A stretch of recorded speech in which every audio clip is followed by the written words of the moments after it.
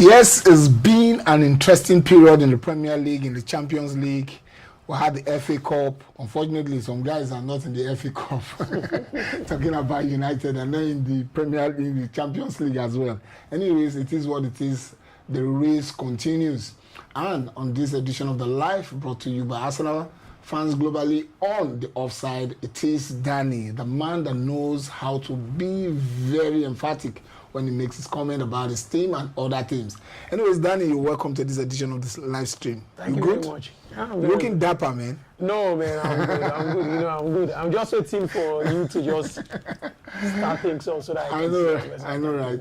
It's going to be another interesting weekend, for the Premier League, and a lot of teams. And looking at the way it is, United have rested very well. We expect them to go and do the yeoman's job against Aston Villa.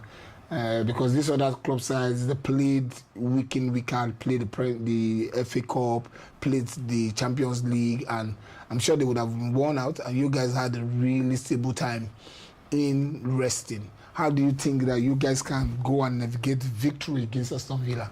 Well, from what I understand, I read one podcast in which some of our players are complaining that the resting that they have been getting from these breaks is really killing the energy levels of how consistent they can be going forward. Just like keeping up the same energy level in every game. Right. But that was what led to the demise against Newcastle. Yeah. So I think. But on the other hand, I wouldn't say like resting is good here for smaller team, but for bigger side, I don't think they find it entertaining. But don't you think that tactically, a coach should be able to know what to do? Maybe you just organize those indoor games. Yeah, sure, but he wouldn't want to risk it because of the injuries and everything. You know, of late we have suffered key injuries. But come to think of it, that's one of the things. There was a driving comment for United fans who were like, "Oh, it's going to be really good for us. We're not going to be in Europe. We're going to be resting." Most people are looking at it at that angle, but if you, technically speaking, sometimes if you just waited for 2 weeks before you can play again, it keeps the energy level down. Okay. Sometimes it even drives the focus differently because you might have some social things that you are engaging on, family stuff and everything. But when you are there head on, week in, week out, you are playing. Yeah, fatigue, yes, but nonetheless, the energy level can be maintained at some level. Okay, looking at the way the title race is now, do you still think that United have got what it takes for them to stay put and qualify for Europe next season? Because the way it is now, if they lose any other game now, it's going to keep that their third position, in a very delicate position. Yeah, sure. I think we still have a chance to qualify for Europe next season. That if we continue winning and forget about all those that are down the table, that are chasing our spots, we just need to keep winning. That's the only way we can keep our spot. Nonetheless, looking at what is happening to Chelsea and Liverpool, they have not been in their game lately. Yes, I see them stumble over a few games. They have been playing so poorly. Even Liverpool is a little bit better than Chelsea, but Chelsea, I think maybe it's because of their defense line. That's why they have been really poor.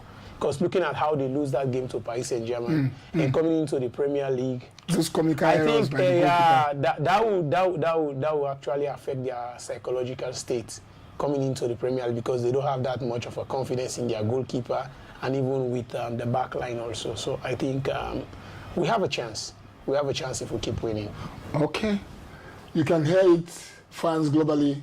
United have a chance, and Danny believes that with the way Liverpool and Chelsea are playing at the moment, that United have got a chance. But let's hope they're not going to complain to us again, because I believe that the match against Aston Villa is going to really be a tough one, because Aston Villa too have not been playing very well. Yeah. And they want to do everything possible to I agree. either get a draw or get a win. It's going to be an entertaining game, no doubt, because I know Emery want to do everything possible. He also want to be in Europe, but unfortunately, it's not working out for him the way he wants it to go. Yeah, sure. So let's look at other teams like City, the way City performed against Real Madrid in the Champions League. Do you think that is going to have a kind of knock-on effect against them when they're going to be playing Most against definitely. West Ham. Yeah. Because West Ham is fighting West Ham is relegation. fighting for their life. And at this point in the Premier League, you wouldn't want to face a team that is fighting for their life because true. they are going to give everything just to ensure that they get a point or possibly a win. But I think Pep might have learned from his mistakes with Real Madrid because looking at, he has played O'Reilly in the midfield pack with Rodri and they have been doing very well. Yeah. And then he decided to go with him at the back line. All of a sudden, I was even surprised with the squad that he decided But he has to played there select. before and he thrived also. No, man. Playing Semenyo in this, at the number 10 position, I think Mamouche would have been a better fit. And then Savinho, he was nowhere to be found because he couldn't even do one dribble past the Falan Mendy the entire game. So I don't think if he decided to go with that same squad, he's going to win against West Ham. I will see them fumble also. That would be a good thing for Arsenal if City don't get a win. You just let out a smile on my face when you say it will be a good thing for Arsenal. Anyway, does that really mean that Pep Guardiola is not truly the best of the best? Because if you look at it, you have a winning formula, and suddenly you got into a game and you decided to change it. The problem with him that I've seen over the years is the fact that he sometimes underestimates his opponents.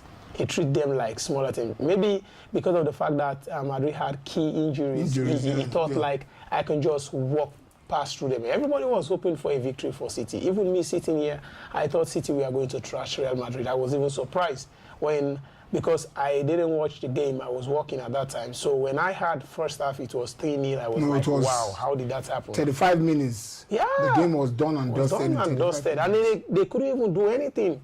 They were wasting their chances. They were lucky and Vinicius wasted that penalty because that game would have been done and I'm telling you. dusted. And even with what happened, how can you force Erling Haaland to start? You know his fitness issue. If you notice the entire time in the game, those spaces where he normally runs through to get the ball into the box, he was nowhere to be found in those spaces. He was completely in a shadow form.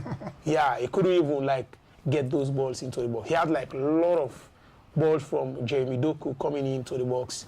He couldn't bury them. Okay, before we come to talk about how United is going to fare with against Aston Villa, I also want to delve into the way Arsenal played against Bayern Leverkusen at the Bayer Arena Stadium. It was one of those terrible performances for a team that you think is really hunting to win titles. Arsenal went into that game like it's a training match. I think it's the mentality you guys went into the game. So it was just too pathetic. I've never seen a team as flat as that. No, you are even lucky to walk away with a draw. Exactly. So what do you make of that penalty? Well, I think at first when I viewed the ball, I wasn't so sure. But, sometimes you can't judge the referee discretions in why they decided to give that penalty. But I think it was a sloppy one. Even though there was the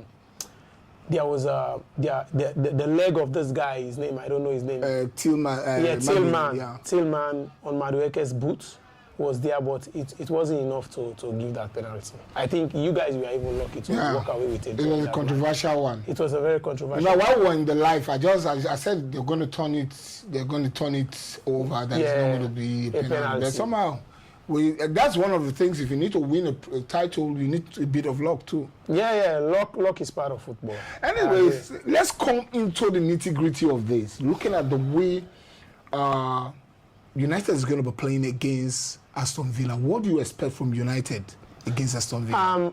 Aston Villa is coming to your home, right? Yeah, sure. So it's going to be a really daunting one. I think they've secured the victory once, in recent time over United at the Old Trafford. So it's not something that is undoable. No, it's not something that is undoable. These days in football, anything is possible. So considering the fact that they've got a formidable goalkeeper in Martinez, somebody that just was clamoring to come to United. In fact, I think grapevine, he wanted to prove himself against you guys. So how do you expect Michael Carrick to go into this game? Who are the players that you expect him to really, really put up on? What would be your first team selection for this game against Aston Villa? If Martinez is back, I'll go with Martinez and Maguire. And then if Luke Shaw is okay, I'll go with Luke Shaw. I don't think Mazuari will be that much fit, so I'll have to go with Dalot. The midfield pack is the same for Bruno Fernandes, Kobe Minu, and Casemiro. And then in the up front, and I'll go with Mbeumo playing false 9, and then Ahmad on one side and Matthias Cunha on the other side. For this game, don't you think you'll be making an error again with Matthias Cunha? Because each time you play these 3 guys, is always an issue. But when he comes in as a substitute in the second half, he brings something. We saw that's what he did against Arsenal. Yeah. So playing him, I always believe that you waste too much of his energy. He creates unnecessary attention by trying to he overplays the ball. That's the problem. Yeah, that's his bigger problem. So for me, I'll give him the benefit of the doubt. Let's say I'll give him first half to see how best he can come out of his game, and then give the team what we're looking for, like creating those chances, bringing the ball into the box, connect with the attackers, with other players on the pitch, and see if we can score some goals as early as possible. But if he's unable to actually match up to the energy level and the contribution, if he keeps holding on to the ball, dribbling past 4 or 5 players, I would take him off. Second half, early changes, he will be out, and then I'll bring in Benjamin Sesko. So in goal, who's going to be in goal? Because you didn't mention it's the same thing, Lemons. Okay. So your scoreline prediction for this game? I think it's going to be a very tough match, because Aston Villa too want to go to Europe next season, so they are going to give us a hard fight. Yeah, hard fight. But in as much as they want to do that, our record against them it's huge. We have a very good record against Aston Villa. Record doesn't count in the EPL again. Yeah, I know it doesn't count, but at some point it does. It does rather. So I think it's going to be a 2-0 victory for 2-0 victory? Yeah, for mine. Okay, let me look at my tactical brain and tweak it. I don't see United beating these guys. Okay. There are going to be goals in this game. Because United, I have issues with them when it comes to defending. If you guys can be clinical enough and get all your goals, you guys might end up running away with it with a 3-1. But I'm foreseeing a 2-2 draw. Oh. 2-2. Okay. Because both sides are going to be daring going forward, trying to take their chances. But it all depends on... It's a 2-2 draw. Okay. So let's go to the next one. It's going to be Arsenal playing against Everton. That is a tough match. Very tough match indeed. Arsenal defeated them at the Hill Dixon Stadium, and Everton will be looking at taking a revenge. An exhibition? Yes, exactly. And so if we play the way we played against Bayern Leverkusen, I don't see us surviving. Not even surviving. You know, Bayer Leverkusen, they were not clinical enough. That's why you guys had to walk away with the points. Had it been the circumstances we are different, you play the Premier League team with the way you guys play. I know, right? So let us look at this game. What's your prediction for this game? It will have been a disaster. True, true. If you guys decide to change your game, but the thing I keep complaining about, I told you the last time, is your midfield pack. Yeah. So Mendy has been really poor. Exactly. That's why. And even Eze, I can't depend on him. I think the only difference in that match, why you guys had the opportunity to walk away with a point against Bayer Leverkusen, is because of not just Madueke, but Declan Rice was everywhere. Everywhere, yeah. Like he got himself tired out the entire time. He was running helter-skelter, defending, taking. He was the one that was responsible for almost everything in that midfield. So that's why I want to change in guard. I want Christian Noga to get started in that game. Yeah, hopefully. Let's remain the seat on the bench. I think he's like how will I say? He's a typical type of coach that believes in Spanish in his own country, and other the guy we've nationalities. What I said in the match review, I said, look, if we've got to that stage where we need to change guard. Yeah, I think Zubi should be. Guard is an experienced EPL player. Yeah. So Zubi should sit out. The guy has played in the EPL. Has played. Captain of Brentford. Hard fighting. Yeah, hard fighting. The guy is a fighter. Oh, and he can give what Zubi can. Yes. That is the defensive Zubi side. has this issue of those lethargic passes back. I'm telling you, like he does it a lot. He needs to recycle the ball before he moves. Yeah. But Nogard gets the ball, it's forward thinking.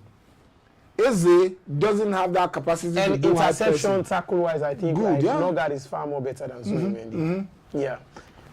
So, give or take, for me personally, Your prediction? My prediction, if I'm going to go with the score, if you guys decided to change a little from what you played in the Champions League, I see you guys walking away with a 2-1 victory. Okay. But if you replicate the same form or possibly a downward turn of the same form that you guys showed in the Champions League, you're going to suffer. I see Everton walking away with a victory, a 1-0 at most. Yeah, these guys are hard-fighting guys, especially when it comes to set piece. The way they play, I saw the way they were trying to ruffle United players. They were fighting. That match was like fighting for your life. For your life.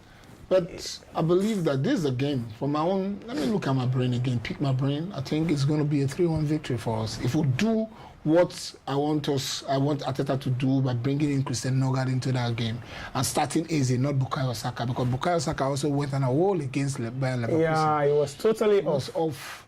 He lost the ball several times. You know, and that was putting under pressure. Even Victor Gyökeres was off. Yeah. But this is a game we're expecting to fight. Yes, but if Gyökeres decided to like put up like fights that I know he will put up, they will overshadow him. Because you know that Sarkozy is very physical. And like a cane. Yeah, so if you want to beat them, you don't have to be physical, you need to be skillful. You need to play with you take the ball to them and then you put it on the ground. But if you decide to play it up, I don't see. Those guys are good. Yeah, those guys are good. Anyways, 3-1 prediction is my scoreline prediction, and Danny says 2-1. So let us just keep your eyes on the prediction, so that let's know who is going to take it over this weekend, either Danny or I. Okay, the next one is going to be Man City against West Ham.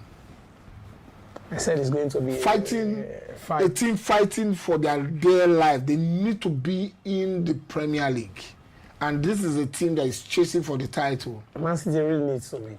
Man City needs to win. Not just for the Premier League, but they really need to win to get their confidence back. It's really going to be tough. It's going to be tough. It's really going to be tough. But there's one thing I've seen that I've noticed about West Ham is the fact that most of the teams that can control the game, that can play the ball very well, passing the ball around, West Ham always struggle against them. Always. If you are playing those type of ball where attacking football, they'll fight you. But if you can control the game like you're slow pace, you need to like pass the ball from one side to another, try to get a composure, and then you always break. But don't you think that Pep Guardiola will want to change guard this time around, especially when he tried to control the game at Bernabeu? The only thing he needs to do is just bring O'Reilly back to the midfield pack with Rodri. It's as simple as that. And take Bernardo Silva, put him either number 10 or at the other side of the flank. Let Semenyo play from the wing side. Yeah. He can score goals. He can score goals, yeah. Those is runs. Yeah, the position where they played him against Real Madrid, that was what limited his chances of scoring goals in that game. Because had it been, he was coming in from and he had a couple of side. Chances. Yes, they do. Saved them, yeah. They do. So, your scoreline prediction for the game? I think Man City is going to walk away. If it's in Etihad, they are going to walk away with... no, they are going to West Ham. They are going to West Ham. That's going to be difficult. That's why I see it as a difficult one. A 2-1 victory for Man City. Okay. Because they always receive goals. Anyways, Nuno Espirito, we have to hold you responsible. Their defense line is very poor, Man City. Their defense line is like... Anyways, but I agree with Danny on this. It's going to be a 2-1 victory for City. Yeah. So the title races on. Yeah. Now, let's come to mirroring Arsenal and United for the season. Where do you think this Arsenal team, the way it stands, by the weekend it will be 7 games to go, where do you think they will stand at the end of the season? If you want me to be fair enough with the way things are going... You have to be fair. That's why viewers need to know that you are fair. You're not going to look at my face and say... because even if you look at me and say... Because I know if I start saying something else... No, you have to say something else. You'll be giving me that long face. You have to say something else. I'm just kidding. You have to say something else because so everybody will know. I'm always fair with Yes, that is why I love you. I'm always fair. So, With the way things are going, I see Arsenal notching the Premier League. okay. I don't see that much of a fight in City with the display that's happened at Bernabeu. Oh, God, man. Okay, for United, Like I said before, I'll rephrase. We are going to finish in third position. I believe you guys have got the capacity. It's just, I think one thing that Michael Carrick has been able to do is that he gave the players the freedom to play. Yeah. The biggest challenge that United had from time they were playing with the handbrake. Yeah. Both Ten Hag, Amorim came and destroyed everything that was there. Those guys are professionals. You can't teach them how to play football. So giving them that license for them to go and enjoy themselves. And the key cognitive player that have turned United into really battling for that Champions League position is no other person that Kobe Mino. Yeah. You might not see what he does, but that young man is something else. Yeah, sure. The way he fights for the ball. Prior to this time, he wasn't fighting for balls when he loses the ball. But now, it's like, I need to show them what I'm capable of doing. I used to refer to him as a very lazy player. Yes, now he fights for the ball. He loses the ball, he will chase you, fight for the ball. Yeah, sure. And the way he controls the midfield and also... And there is one thing that he does that nobody in the midfield pack do, is the fact that he can receive ball in tight spaces and then still manage to create... You know, that is platform for Bruno to be able to run. That is built for the center of gravity. Yes. What gives him... It's difficult for people to take the ball away. I said you need to push him. Yes. For him to lose the ball. Yeah, sure. But say he's receiving the ball, losing it. Sometimes I used to really envy you guys, and I wish that guy is in our team. We'll not be suffering what we are suffering. I know we're enjoying that. I'm telling you, no, the guy is good. The guy is good. The guy is a fantastic player. No bad belly for United. Enough of bad belly. I just wish them well. I want them to come to Europe. Let us really compete. Let's see what's going to be because like. that is what the Premier League is all about. You know, we need to get the best of teams in Europe. You know, with performance European-wise, we over the years we have been like fantastic. But ever since Fergie left us, it has been a disaster.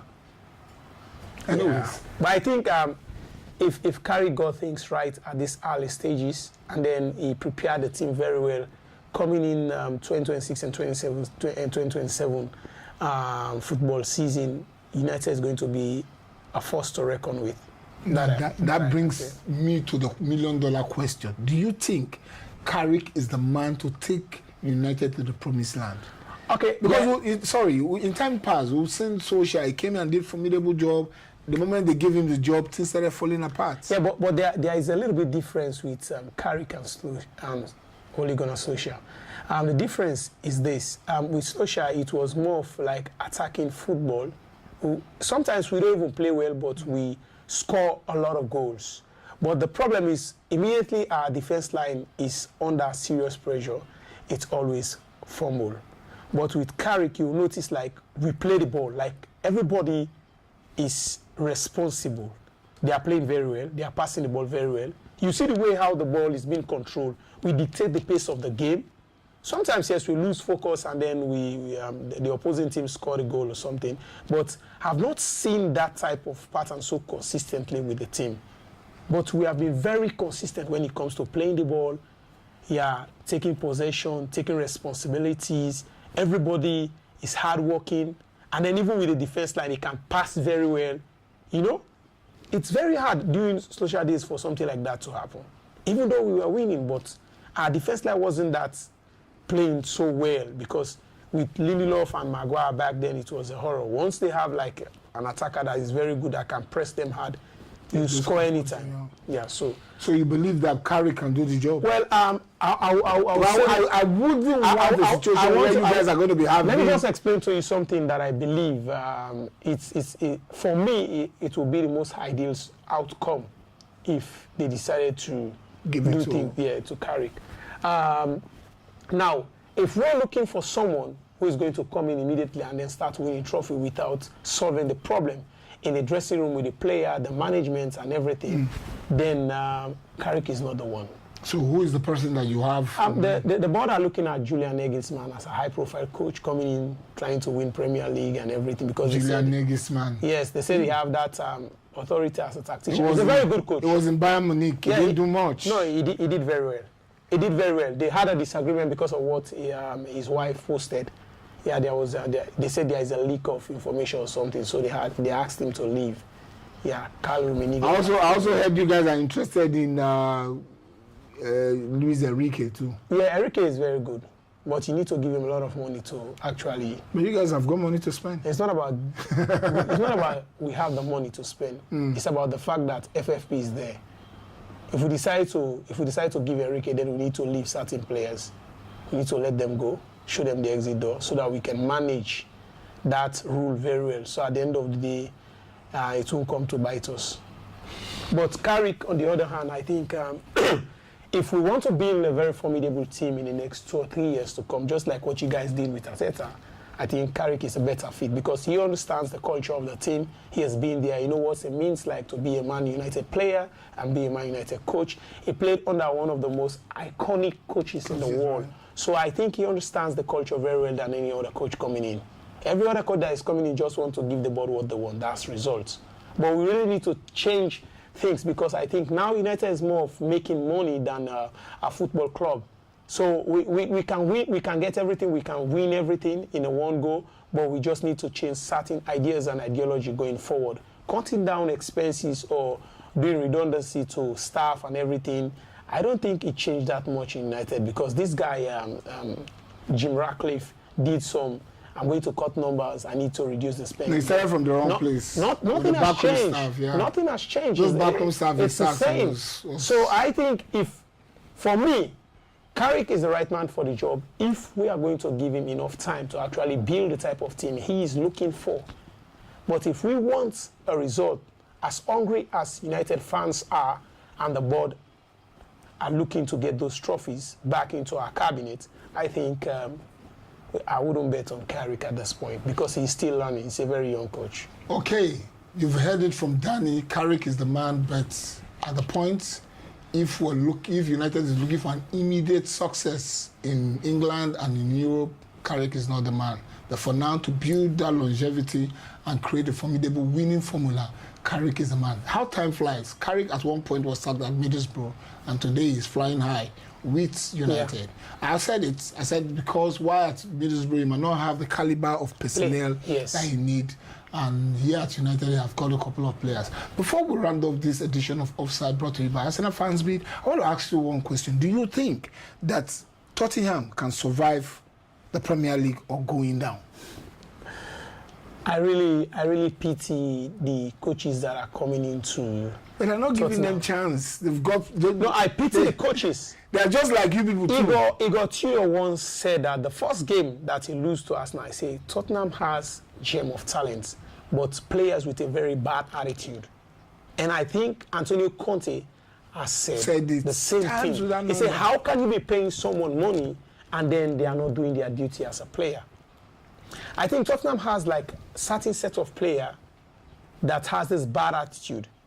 If you take a look at the red cards that they have been awarding to them, dashing them, I will just use the word dash, you will notice like some of those tackles are uncalled for. Uncalled for, right. But you will see like for me, I feel it's deliberate. It's Romero against United. And even Van der Ven can just lose the ball. You have the ball in your possession. I'm telling you. The next thing you're losing it. You have somebody to just nick the pass and relax. Thank you. Then, like series of mistakes and everything. And they had to do twice. Thomas Frank, the man want to shake you, you're avoiding him. The guy was asking them. Look, he got to that against Arsenal. The guy was telling the players, "Can you please push forward and stop staying back?" Van der Ven deliberately ignored the coach's decision or instruction. Yeah. And the board has seen something like that. I think if they can survive this, it will be very good for them. But do you see them surviving? Because it's tough. With the attitude that they are going with and the teams that they have to play, I wouldn't say I don't see them. They have a chance, but the chances are really slim.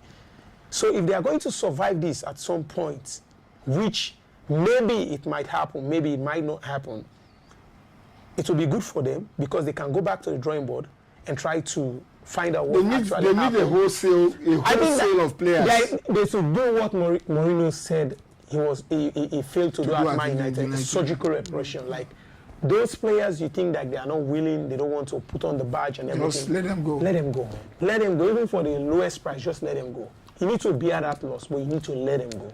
Okay, you've heard it. Sports fans, you guys need to let one of the key players leave. Then the other London team, do you think Chelsea has got what it takes for them to really be in Europe next season? Because the way they are floundering, the goalkeepers, the coach seems to be confused on who to use. He told Sanchez made a mistake against Arsenal. Then the next thing, LeBron Jorgensen gave three bonanza to PSG. I don't think I don't think the coach is confused. Liam Rosinho is a tactician. He's a very good coach, even though he has a low-level managing experience. But nonetheless, he's very good. But I think the mistake lied with Tom Boyle. He made a lot of mistakes in the market, buying players that were actually not needed, or not even in. They are not the right profile players. But they were thinking about building for longevity. No, signing them for 7. That shouldn't be. At the point we mentioned this about that long. That shouldn't be his responsibility. That should be a technical director's responsibility. But it's the way the team runs, because they call the shots. I think that's the problem. Yeah. Chelsea, this coach, Liam Rosinho, inherited a lot of bad players, like woeful players that can make a lot of mistakes in a single game, not once, not twice, sometimes even thrice. They can make those mistakes. Sanchez has become so habitual of making mistakes, but the problem is the fact that how can you replace Sanchez with Jorgensen? Jorgensen is far more worse than Sanchez. So you see, Jorgensen should be in Championship and not in Premier League. Sanchez is okay being at Brighton. And to see them, how they allow keepers like Courtois, Mendy, Alize Balaga, and you have. What about the defense line? Banadeshi is woeful. Fofana, man, that guy is a walking time bomb. Anyways, Malo Gusto is a mess. Anyways, the only person that I see that I can put up a fight there is Chaloba. I'm not saying this because of he's from my own country or something. No, Chaloba has been showing up. James is spectacular. No, he's been showing up. And Cucurella too. He's been showing up. But those other black fellows, oh God, man. Anyways, guys, those guys are disaster. No, I don't see them competing for European football next season. Anyways, their defense line is so very Chelsea, you guys need to fight very hard. Danny doesn't see you guys good enough to compete for European football next season.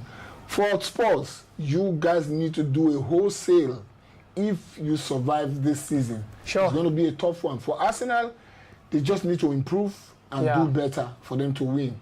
For City just need a tactical tweak in order to get a victory against West Ham. This has been on this edition of Offside, brought to you by Arsenal Fans Beat. From Danny, what do you have to say to our global fans? Keep on liking our page, subscribe, and then help us build a community together. Yeah. Until come your way again, this is the Offside.